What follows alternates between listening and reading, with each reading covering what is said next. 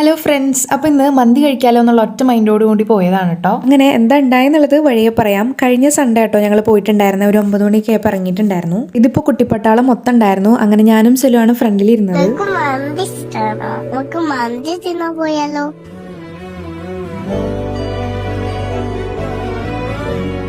അവളുടെ ചിരിന്ന് അറിയാം കേട്ടോ അവൾക്ക് എത്രത്തോളം മന്തി ഇഷ്ടമാണെന്നുള്ളത്. ഞങ്ങൾ കൊടകരുള്ള മന്തി മനസ്സിലാണ് പോയിട്ടുണ്ടായിരുന്നത്. അവിടെ ചെന്നപ്പോൾ ചിക്കൻ മന്തി മാത്രമേ ഉള്ളൂ, അൽഫാം മന്തി കഴിഞ്ഞിരിക്കണു.